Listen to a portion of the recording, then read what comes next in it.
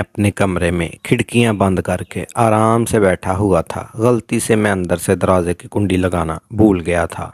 उसी वक्त अचानक मेरी चाची अंदर आ गई। सामने का नज़ारा देखकर वो फौरन भाग गई, लेकिन मैंने अपना काम रोकना सही नहीं समझा। जब मैं बाहर आया तो चाची बोली, क्यों समीर, अंदर क्या कर रहे थे? मैंने कहा, चाची आपको तो पता है। अब्बा, मेरे मुंह से आप क्या सुनना चाहती हैं? चाची बोली, वो सब ठीक है, लेकिन तुम्हें अपना कमरा बंद नहीं करना चाहिए था। मैंने कहा, चाची मुझे क्या पता था कि आप उसी वक्त कमरे में आ जाओगी। वैसे भी मैं कुछ गलत तो नहीं कर रहा था। चाची बोली, वो बात नहीं, लेकिन फिर भी तुम्हें पता है ना, जब कोई ऐसे काम करता है और कोई देख लेता है तो उसका मन भी वही सब करने को लगता है। मैंने कहा, तो चच्ची आप भी आ जाया करो। चच्ची बोली, मन तो मेरा भी बहुत कर रहा है, लेकिन तुम्हें तो पता है तुम्हारे चचा कई दिनों से घर से बाहर गए हुए हैं और मैं अकेली वो सब कैसे करूँगी। मैंने कहा, चच्ची अगर आप बुरा ना माने तो मैं आपकी मदद कर दूँगा। मैं आपके साथ वो सब काम कर सकता हूँ। चच्ची बोली, तेरा दिमाग ख़राब है। इससे पहले कि चच्ची और कुछ बोल पाती, मैं फ़ौरन वहाँ से भाग गया। वैसे भी मैं तो अपनी चाची के साथ बहुत पहले से वो काम करना चाहता था, लेकिन हाँ कहने की हिम्मत नहीं हो रही थी।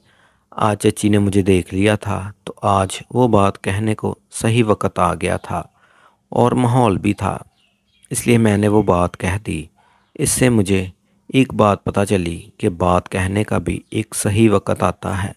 इस वक्त बात कर लेनी चाहिए। इस वक्त आपकी बात पूरी होने के बहुत चांस होते हैं। एक दिन चचा और चाची छुपकर काम कर रहे थे। मैंने ये सब करते हुए देख रहा था। मैंने कुछ देर खड़े होकर देखा। मेरे सामने फेस टू फेस एक फ़िल्म चल रही थी। मुझे चचा चाची को देखकर बहुत मज़ा आ रहा था। चचा अपनी सारी जान लगाकर काम कर रहा था। उस वक़्त मेरी शादी नहीं हुई थी। मैं 22 साल का था और मेरी चच्ची बहुत खूबसूरत थी। वो हमेशा मेरे साथ मजाक करती रहती थी। चच्ची और मेरे दरमियान एक अच्छी दोस्ती वाला रिश्ता था। जब चच्ची हमारे घर में नई नई आई थी तो उनमें बहुत घमंड था, और घमंड होना भी चाहिए था क्योंकि वो किसी से कम नहीं थी। चच्ची की ऊंचाई और लंबाई बहुत थी। उनकी आंखें गोल और बड़ी बड़ी थी। जब वो एक साथ मेरी तरफ देखती तो मेरा सीना चीर कर रख देती थी। जब मैं कोई बात करता तो वो मुंह टेढ़ा कर लेती। तब से मैं समझ गया था कि चच्ची में खूबसूरती का घमंड भरा हुआ है। चचा एक प्राइवेट कंपनी में काम करते थे। जहां वो काम करते थे वो हमारे घर से 50 किलोमीटर दूर था। उन्हें वापस आते वक्त आधी रात हो जाती थी। कभी कभी तो वो घर वापस ही नहीं आते थे, वो वहीं रुक जाते थे। अब वहीं रहने का इंतज़ाम कर रहे थे क्योंकि घर रोज़ाना आना जाना बहुत दूर पड़ जाता था। जब चचा जी वापस नहीं आते थे तो चची अपने कमरे में अकेली रहती थी। मैंने चच्ची को कई बार अकेली देखा था और उन्हें देखकर मैंने भी महसूस किया था कि मेरे चचा आधी रात को घर आते हैं, कभी काम करते हैं और कभी नहीं। जितनी चाची को प्यार की ज़रूरत थी चचा उतना ही नहीं देते थे। मुझे पूरी तरह समझ आ चुका था कि चचा चाची को प्यार नहीं दे पा रहे थे। एक दिन सुबह मैंने देखा कि चची बहुत उदास लग रही हैं। मैंने पूछा, चची क्या हुआ, आप उदास लग रही हैं? चची बोली, मेरी तबीयत ठीक नहीं लग रही। मैंने फ़ौरन मेडिकल स्टोर से दवा ला कर दी। दवा खाकर चची अपने कमरे में चली गई। थोड़ी देर बाद मैंने उनका हाल जानने कमरे में जाकर देखा तो उन्हें तेज़ बुखार था। मैंने कहा, चची चचा आज घर नहीं आएंगे? चची बोली, वो दफ्तर का काम कुछ दिनों के लिए बाहर गए हैं। मैंने कहा, अब क्या करूं? चची की तबीयत तो बिगड़ती जा रही है। तब मुझे अपने दोस्त अमान का ख्याल आया, जिसके वालिद डॉक्टर थे। मैंने फ़ौरन ईमान को फ़ोन किया, ईमान तुम्हें एक काम करना है। वो बोला, हाँ बताओ। मैंने कहा, जल्दी से अपने वाला साहब को मेरे घर भेज दो, वो मेरी चची की तबीयत बहुत ख़राब है। वो बोला, ठीक है मैं अभी भेज देता हूँ। थोड़ी देर बाद अमान के वालिद आ गए। उन्होंने चची को इंजेक्शन लगाया और कुछ दवाएं लिख दी। तकरीबन 1 घंटे बाद चच्ची को आराम मिल गया। सुबह जब मैं बाथरूम जा रहा था तो चच्ची ने आवाज़ दी, समीर ज़रा मेरे पास आओ। मैं उनके पास गया तो चच्ची बोली, मुझे माफ़ कर दो। मैंने पूछा, किस बात के लिए? चच्ची बोली, जब से मैं इस घर में आई हूँ एक बार भी तुमसे सीधे मुंह बात नहीं की, और तुम मेरा कितना ख्याल रखते हो ये कल मुझे पता चला जब मेरी तबीयत ख़राब थी। मैंने कहा, चच्ची कोई बात नहीं, मैं तो तुम्हें अपनी ही समझता हूँ। फिर मैंने सोचा कि चच्ची को अपने दिल की बात कह दूँ, यही सही मौका है। लेकिन मैंने सोचा कि अभी बात करना बेवकूफ़ी होगी, क्योंकि चच्ची अभी मेरे साथ बातचीत शुरू कर रही हैं। अगर मैं अभी सब कुछ कह दूंगा तो बहुत जल्दबाजी होगी और चच्ची भी तैयार नहीं होंगी। इसलिए पहले चच्ची का साथ और प्यार बढ़ाना होगा। इसके बाद चच्ची और मेरे दरमियान एक अच्छी दोस्ती हो गई। मैं चच्ची की हर बात मानता, जो काम कहती फ़ौरन कर देता। चाची अब मुझ पर ज़्यादा तवज्जो होने लगी थी।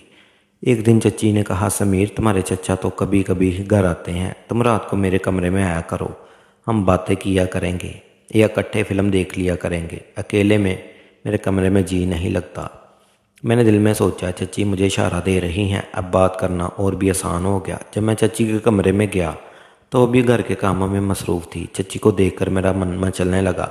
मैंने मोबाइल पर फिल्म देखना शुरू कर दी। आवाज़ बहुत ऊंची थी और पूरे कमरे में गूंज रही थी। चच्ची का मुंह दरवाजे की तरफ नहीं बल्कि टेढ़ा था, इसलिए बाहर से आने वाले का पता नहीं चल सकता था। मैं फिल्म देखने में मगन था कि अचानक चच्ची ने खंकारा। मैंने मुड़कर देखा तो चच्ची पीछे खड़ी हंस रही थी। मैंने फ़ौरन फिल्म बंद कर दी और घबरा गया।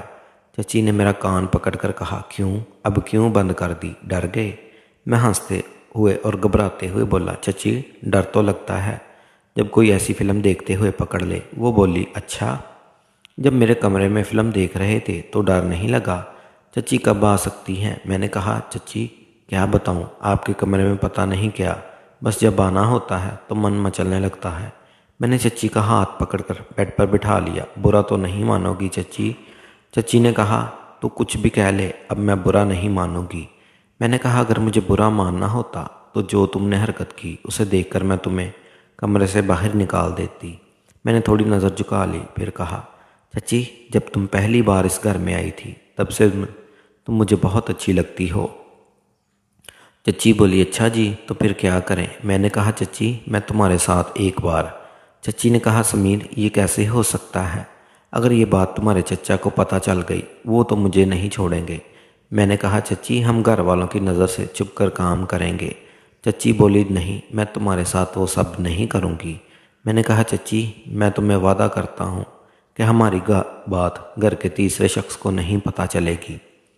चच्ची बोली, पर समीर मैं तो तुम्हारी चाची हूँ। मैंने कहा, तो क्या हुआ, हम कुछ गलत नहीं कर रहे। चाची ने कहा, तो देख ले, चचा तो आधी रात को घर आता है थका हुआ, कभी कभी वो तुम्हें खुश करता है, कभी नहीं। मुझे चचा जी के बारे में सब पता है, बस तुम खुश रहने की दिखावा करती हो।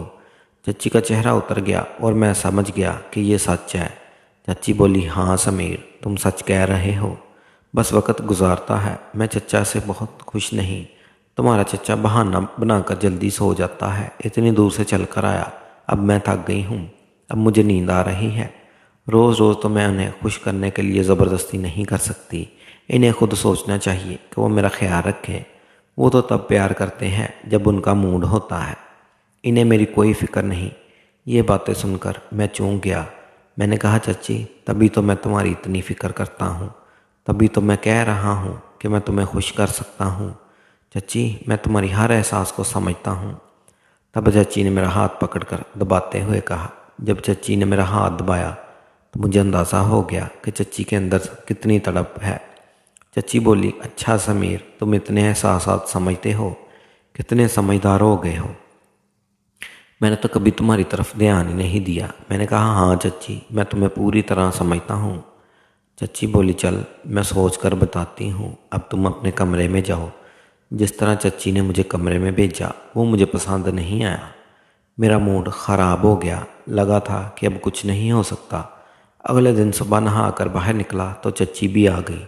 वो बोली, आज बड़ा स्मार्ट लग रहा है मेरा समीर। मैंने कुछ नहीं कहा और कमरे में चला गया। मैं चच्ची से नाराज़ था। थोड़ी देर बाद चच्ची मेरे कमरे में आई और बोली, क्या हुआ समीर, तुम मुझसे नाराज़ हो गए हो?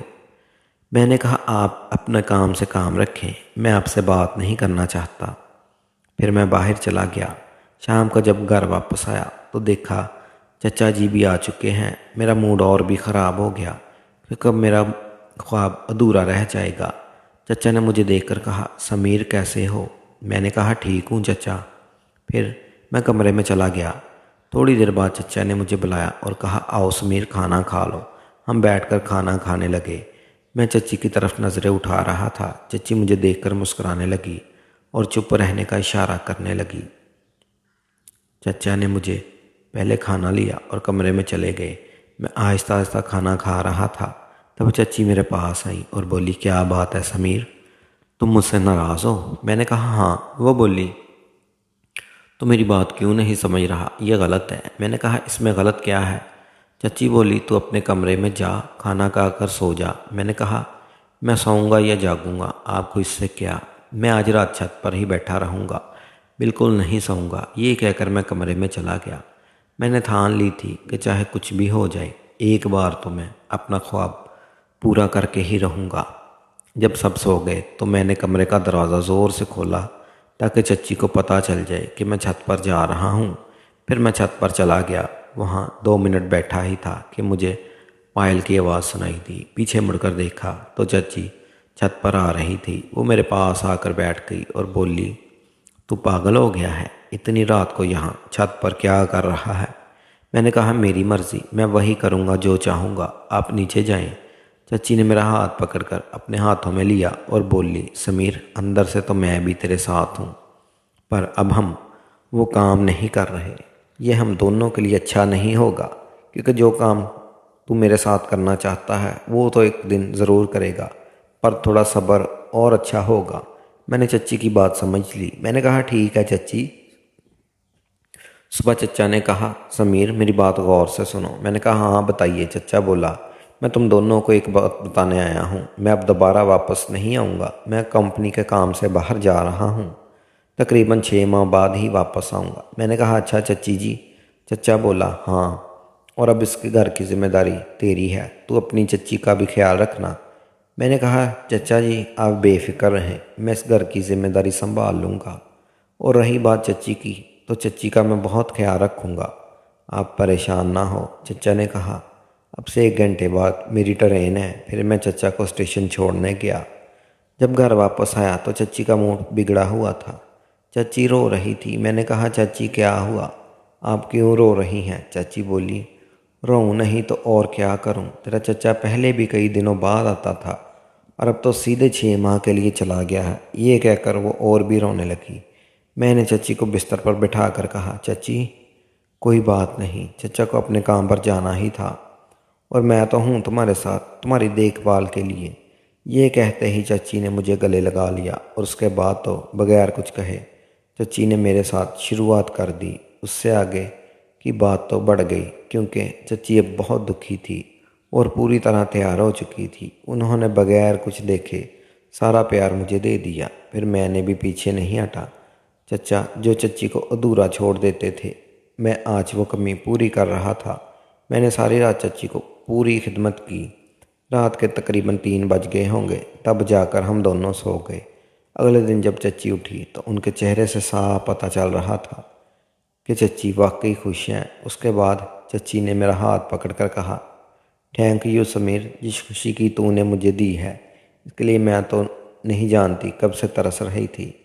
मैंने कहा, चच्ची आप तो मेरी बात ही नहीं मान रही थी, साथ ही देखो आज आपके चेहरे की खुशी बता रही है कि आप अंदर से कितनी खुश हैं। उसके बाद चच्ची ने मुझे गले लगाकर शुक्रिया किया। उस दिन के बाद मैंने चच्ची के कमरे में ही सोना शुरू कर दिया।